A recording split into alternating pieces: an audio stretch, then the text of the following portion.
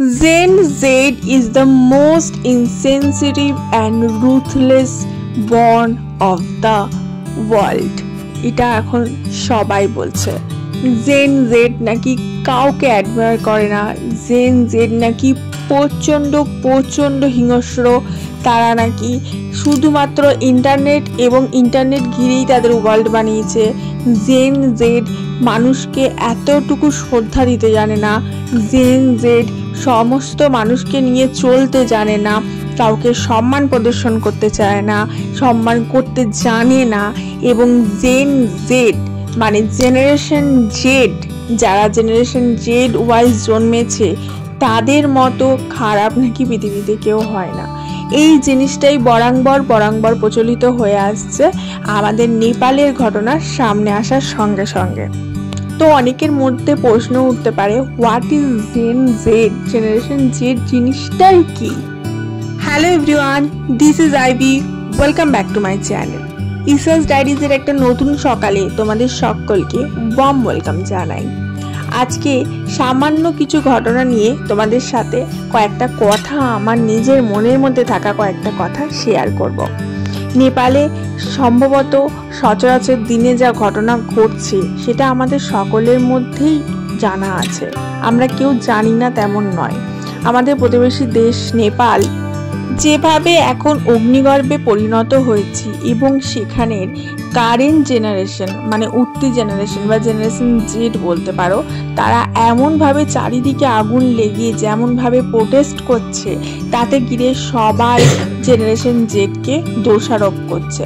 একটা সামান্য জিনিস যেটা সবার মধ্যে প্রচলিত হয়ে গেছে বা সমস্ত নিউজ মিডিয়া দেখাচ্ছে যে নেপালে সোশ্যাল মিডিয়া ব্যান করা হয়েছে, like Instagram, Facebook, WhatsApp, social media ban করা হয়েছে এবং সোশ্যাল মিডিয়া ব্যান করার ফলে জেন জেড পুরোপুরি খেপে উঠেছে। তো হোয়াট ইজ জেন জেড? এখন সবাই বলতে পারে জেন জেডটা কি, জেনারেশন জেড মানে কি? আমি স্ক্রিনের মধ্যে একটা ছবি দিচ্ছি, এটা দেখলেই তোমরা বুঝতে পারবে জেনারেশন জেড অ্যাকচুয়ালি কি। আসলে আমাদের জন্মাবার ইয়ার অনুযায়ী আমাদেরকে এক একটা জেনারেশন ওয়াইজ ভাগ করা হচ্ছে এবং আমাদের ভবিষ্যৎ প্রজন্ম বা কারেন্ট প্রজন্ম যারা 1997 থেকে 2012-র মধ্যে জন্মেছে তাদেরকে জেন জেড বা জেনারেশন জেন ক্যাটেগরাইজ করা হচ্ছে। প্রচলিত কথা আছে যে জেনারেশন জেডের মধ্যে যে প্রজন্মটা বিলংস করছে তারা খুব বেশিভাবে সোশ্যাল মিডিয়ার প্রতি অ্যাট্রাকটিভ, তারা রিয়েল লাইফ থেকে একটু দূরে থাকে, সোশ্যাল মিডিয়া ঘিরেই তাদের জীবন এবং তারা একটু ইনসেনসিটিভ বলতে পারো বা একটু রুথলেস বলতে পারো, এরকম সবাই বলছে। বাট আসল ঘটনাটা যেটা একটু ভালো করে রিসার্চ করলে জানা যাবে যে সোশ্যাল মিডিয়া ব্যান কেন করা হয়েছে। সোশ্যাল মিডিয়া ব্যান করা মানে তো তোমার দেশকে অন্য বিভিন্ন দেশের সাথে যেটা যুক্ত রাখে সেই জায়গাটাতে কাট অফ করা। যেমন আমাদের দেশের থেকে অন্য দেশে যারা যাচ্ছে চাকরি বাকরি পড়াশুনো এই সমস্ত কিছু করতে, তারা কিভাবে তাদের ফ্যামিলির সাথে যোগসূত্র করে রাখবে সেটা তো সেই সোশ্যাল মিডিয়ার থ্রুতেই করে রাখবে। এরকম হাজার একটা এক্সকিউজ আছে, আমি একটাই তুলে ধরলাম। তো সেই সমস্ত জায়গাতে কাট অফ করে দিচ্ছে সোশ্যাল মিডিয়া যদি ব্যান করে দিচ্ছে। তো কেন ব্যান করেছে সোশ্যাল মিডিয়া সেই জিনিসটা না জেনেই সবাই জেন জেডকে দোষারোপ করছে। হ্যাঁ, এক হাতে তালি বাজে না, তারা যে বিভিন্ন জায়গায় আগুন লাগিয়ে দিচ্ছে, বিভিন্ন জায়গায় একটা কারফিউয়ের মতো ঘটনা ঘটছে, অনেক ঘটনা উঠে আসছে। তো সব কিছু যে ঠিক তা নয়, কিন্তু কেন করছে সেই কারণটা না জেনে তাদেরকে দোষারোপ করাটাও কিন্তু ঠিক নয়। আমি যতদূর সোশ্যাল মিডিয়া বা যতদূর ভিডিও দেখে বা নিউজ দেখে জানলাম, যেটা হচ্ছে যে নেপালে বছরের পর বছর যেটা রাজনৈতিকভাবে চেঞ্জেস আছে সেটা নাকি একটা গোষ্ঠীবদ্ধর মধ্যে সীমাবদ্ধ। বিভিন্ন জন যেটা চেঞ্জেস হচ্ছে সেটা নাকি ওই কিছু জনের মধ্যেই চেঞ্জেসটা হয়, বাইরে থেকে কোনো বহিরাগত অ্যালাউ নেই বা অ্যালাউ করে না বা ওইটার মধ্যেই সীমাবদ্ধ থেকে চেঞ্জেসটা হতে থাকে। এবং যারা রাজনৈতিক প্রতিভাবান ব্যক্তি রয়েছে বা সেই রকম হাই প্রোফাইল লোক রয়েছে যারা রাজনৈতিক ক্ষেত্রে ভালোভাবে প্রসিদ্ধ, তাদের যারা জেনারেশন রয়েছে, ছেলে মেয়ে রয়েছে, রয়েছে তারা বিদেশে খুব ভালোভাবে ওয়েল সেটেল এবং তারা বিদেশে একটা লাক্সারিয়াস লাইফ লিড করছে এবং তারা রীতিমতো শো অফ করে তাদের লাক্সারিয়াস লাইফের, লাক্সারিয়াস জিনিসের, লাক্সারিয়াস লাইফস্টাইলের, এবং সেই সমস্তগুলো কোথা থেকে আসছে, তাদের পয়সাগুলো কোথা থেকে আসছে, যে কর সাধারণ মানুষ আমরা যারা কর দিই সেই করগুলোকে নিয়ে, মানে পয়সাগুলো সাধারণ মানুষের পয়সাই বলতে পারো, সেগুলোকে নিয়েই তাদের প্রতিপত্তি বাড়ছে এবং তাদের লাইফস্টাইলটা একটা লাক্সারিয়াস লাইফস্টাইল লিড করছে। গরিব মানুষ গরিব হতে থাকছে, বড়লোক মানুষ বড়লোক হতে থাকছে। তো এই সমস্ত ঘটনাগুলো যখন সোশ্যাল মিডিয়া থ্রু দিয়ে, এখন তো সোশ্যাল মিডিয়ায় কোনো কিছু লুকানোর জায়গা নেই, সমস্ত কিছুই তো ওপেন অল হয়ে গেছে। একটা মানুষের জীবন যদি সোশ্যাল মিডিয়ার মধ্যে না থাকে তাহলে বলবো এখন সে অনেক লাকি।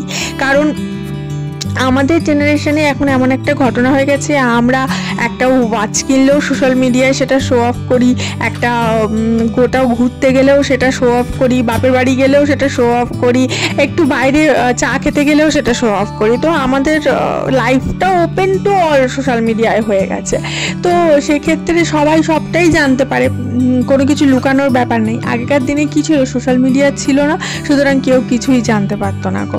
তো এবার সবাই জানতে পারছে, তখন নেপালের একটা জেনারেশন যারা জেন জেড বলা হচ্ছে তারা কেঁপে ওঠে এবং তারা কি করে, তারা মিমস বানায়, বিভিন্ন ধরনের মিমস বানায়। তাদের ওই যারা বললাম যে রাজনৈতিক ক্ষেত্রে প্রতিভাবান ব্যক্তি তাদের ছেলে মেয়েদের ওপর মিমস বানায়, তাদের ওপরে মানে মুখের কথা ভাষায় এআই দিয়ে যে আমরা তোমাদের টাকা নিয়েই এইরকম এত লাক্সারি লাইফ লিড করছি, হ্যানা ত্যানা। যাই হোক, তো এই সমস্ত মিমসগুলো দেখে করে যখন রাজনৈতিক ক্ষেত্রে প্রতিভাবান লোকেদের কাছে পৌঁছায় তখন তারা ভাবে যে সোশ্যাল মিডিয়াটাকেই ব্যান করে দেওয়া উচিত। সোশ্যাল মিডিয়াটাকে যদি ব্যান করে দিই তাহলে এগুলো সাধারণ মানুষের মধ্যে প্রচলিত হবে না, ছড়াবে না, এবং সাধারণ মানুষ যেমন বোকাই থেকে যাবে। এখন অনেক কিছু হয় যেটা আমরা সোশ্যাল মিডিয়া থেকে দেখে অ্যাওয়ার হতে পারি না। আমরা সোশ্যাল মিডিয়া থেকে অনেক কিছুই শিখতে পাচ্ছি। যেমন আগে আমাদের কি করতো, মা ঠাকুমাদের কাছে ফোন করি বা মা ঠাকুমাদের কাছে শিখতে হতো রান্না বান্না। এখন কিন্তু তার রান্না বান্না শেখার জন্য কারোর উপর ভরসা করার প্রয়োজন নেই। ইউটিউব খোলো, তোমাকে কত পরিমাণ কিভাবে করতে হবে সমস্ত ডিটেলস যুক্ত রান্না বান্না শিখিয়ে দিচ্ছে। ঠিক তেমনই সোশ্যাল মিডিয়াটাকে যদি ব্যান করে দেয় তাহলে ওদের সাথে কোনো লিঙ্ক থাকছে না, পুরো কাট অফ হয়ে যাচ্ছে, কে কি করছে না করছে জানতে পারবে না। তো এই এবং সোশ্যাল মিডিয়া থ্রু দিয়ে এই জিনিসটা, অ্যাওয়ারনেস জিনিসটা ছড়িয়ে পড়বে না। অনেক কিছু হয় না, আমরা জানতে পারি, অ্যাওয়ার হয়েছে।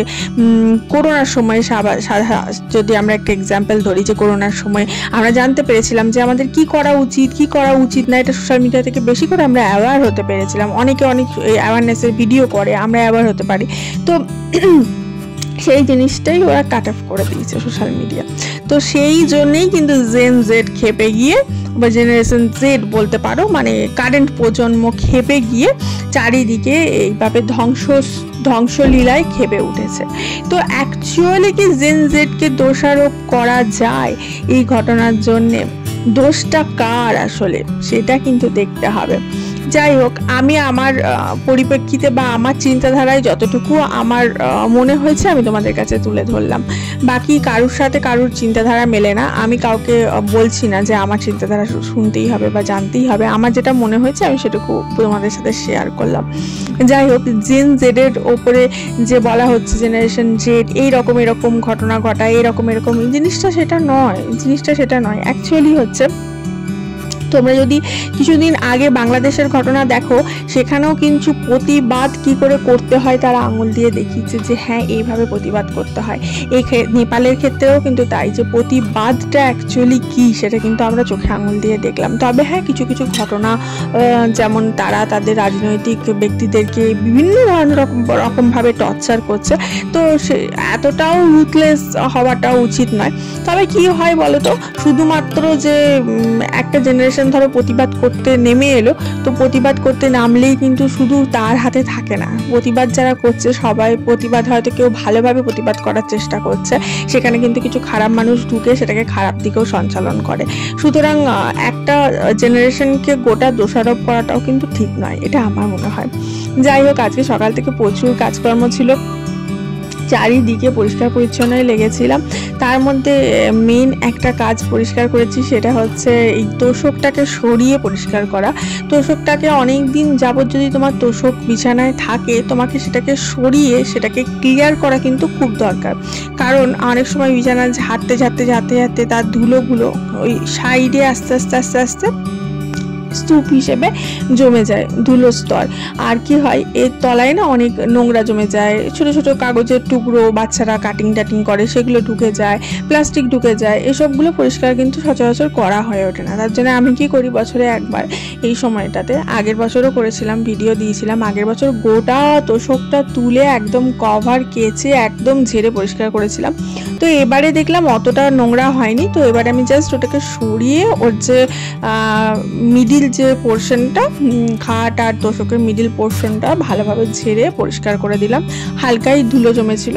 আর এদিকে সকালবেলাতে 1 কাপ চা খেয়েছি। সকালবেলা 1 কাপ চা খেতে খেতে তোমাদের সাথে জেনারেশন জেড এবং নেপালে হয়ে যাওয়া ঘটনাগুলোর সম্বন্ধে একটু চর্চা করলাম। অ্যান্ড দেন এখন মনে হলো যে শরীরের এনার্জিটা একটু লো হয়ে গেছে, আর 1 কাপ চা হলে ক্ষতি হয় না। তার জন্য আর 1 কাপ দুধ চা নিয়ে আমরা বসে পড়েছি, আমরা হাজব্যান্ড ওয়াইফে। চা আর বিস্কিট, আর ওদিকে হাজব্যান্ড মশাই কাজ করছে তার ল্যাপটপে, আর আমি এদিকে চা খেতে খেতে একটু পর্দার রিংগুলো লাগিয়ে নিচ্ছি। রিংগুলো পরিষ্কার করেছি কিন্তু লাগাবার সময় হয়ে ওঠেনি, তো ভাবলাম এখন ঝটাপট লাগিয়ে পর্দাটা লাগিয়ে দিই। ওই ঘরের যেটা আমাদের কম্পিউটার রুম আছে, কম্পিউটার রুমটা পরিষ্কার করেছিলাম 2 দিন আগেই, তোমাদের কাছে ভিডিও শেয়ার করেছি, এবং তারপরে সেই পর্দাগুলো কেচেছি এবং সেগুলো আর লাগানো হয়ে ওঠেনি। আমি না ভাবছি যে দুটো নতুন পর্দা কিনি, কারণ অনেক দিন হয়ে গেল একই কালারের পর্দা তোমরা সবসময় দেখছো। একটু চোখকে নতুনত্ব দিলে খারাপ হয় না বলো? আগের বারে যেমন লাস্ট ইয়ার পুজোর আগে আমি না করেছিলাম, ডাইনিং টেবিলের কভারটা চেঞ্জ করেছিলাম। ডাইনিং টেবিলের কভারটা একটা নর্মাল কভার দেওয়া ছিল, তো আমি সেটাকে একটু নতুনত্ব দেওয়ার চেষ্টা করেছিলাম 2 in 1 দিয়ে। যাই হোক, এখন একটু চাটা খাই না, যেটা বাড়াই দেন বাকি কাজগুলো করব। তো ওদিকে সোফার কভারটাও আমি আজকে কাচতে দিলাম। সোফার কভারটা না, ওটা পুরনো সোফার কভার, আমি সেটাকেই সুন্দরভাবে রেখে দিয়েছিলাম এই সোফাটার ওপরে। অ্যান্ড সেগুলো সব তুলে কাচতে দিয়েছি ওয়াশিং মেশিনে। ওয়াশিং মেশিন থাকার অনেক কিছু অ্যাডভান্টেজ থাকে এবং অনেক কিছু ডিসঅ্যাডভান্টেজ থাকে। তো এটা একটা বিশাল বড় অ্যাডভান্টেজ যে তোমার ঘরে সমস্ত কাছাকাছি সুন্দরভাবে কম সময়ের মধ্যে কেচে দেবে এবং শুকিয়ে দেবে, যার জন্য আর কষ্ট করতে হবে না। না হলে ওই বড় সোফার কভার যখন আমি হাতে কাচতাম না, সত্যি ভীষণ কষ্ট হতো।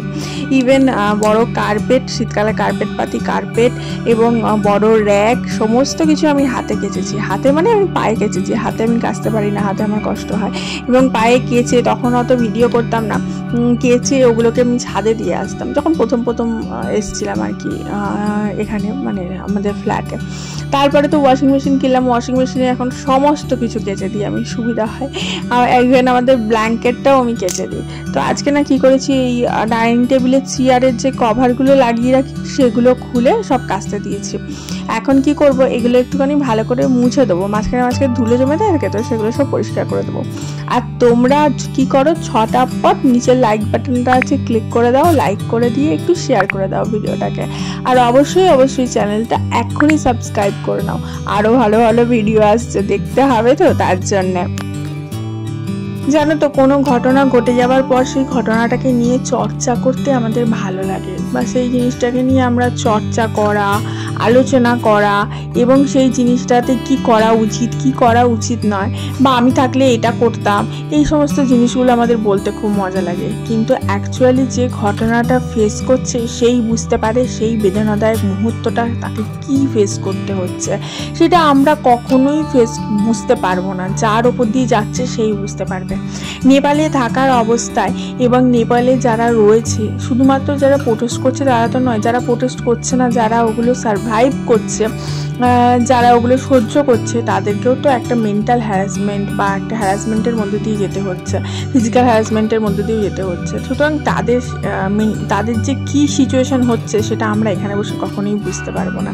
আমাদের এখানে একটা ছোট্ট মেলা লেগেছিলো গণেশ পুজোয়, ভিডিওটা না শেয়ার করা হয়নি, আজকে ভাবলাম শেয়ার করি। এখানে না লাবুবু ক্লিপ পাওয়া যাচ্ছিলো, আমার মেয়ে তো কী ধরেছে, বলছে লাবুবু ক্লিপটা কেনো।